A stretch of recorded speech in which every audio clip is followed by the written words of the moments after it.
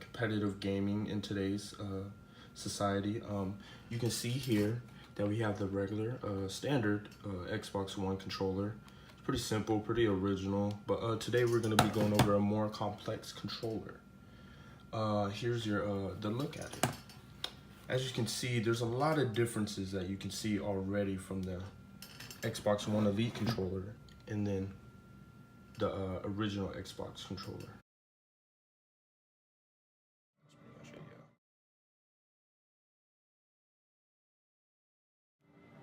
First, we're going to start with the trigger mechanisms. Here are the trigger stop buttons, which can give you full flexibility of the triggers, and then the other one, half mobility of the triggers. You can change these around however you like, pretty much in games like first-person and third-person shooters. On the left, to aim down the sights, which is ADS, you want this to have full flexibility. And on the right, which is your to fire the webbing, you kind of want the half flexibility to get the shot off faster, pretty much to shoot faster and have the upper hand on the opponent.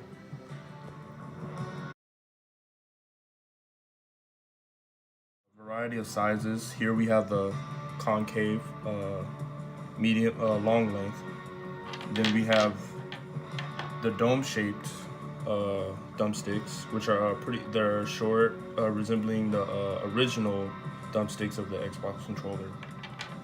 And then we have the standard concave, short thumbsticks. These are pretty much used for pretty much people who have different hand sizes and stuff like that, making it easier for them to adjust to the controller. And what these are really used for are like aiming down sights, which is ADS, moving slowly across the screen when they're panning, trying to shoot a person or trying to lead a person into a shot.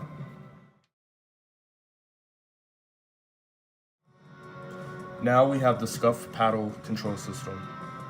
These paddles are made for pretty much to be the buttons on the front, A, X, Y, and B, but you can configure them to the back of these control paddles.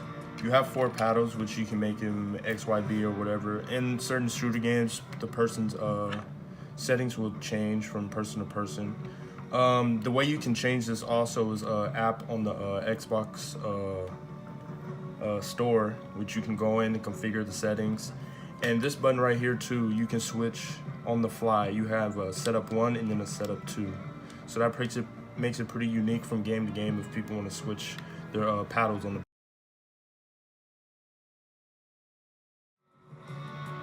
Next we have the Scuff Elite directional bias D-pad. This is magnetic too, along with all the other buttons on the controller, like these, the thumbsticks.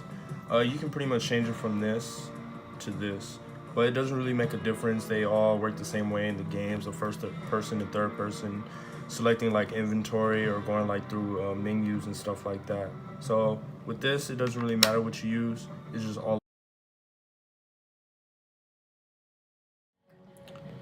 Now we will be setting up the Xbox Elite One controller to my preferred settings. Here we got all the pieces, so here we go. I would use the smaller paddles to put them on the back. They go in like that. I have these configured to A and B, so I don't really use these on the front anymore. And for the precision thumbsticks, I'm gonna go with the standard short, the concave. They go on magnetically. We earlier in the video, I specifically talked about what these do. And then for this, I don't really care. I haven't really used this piece specifically, but I just put this on and we just clip the back on.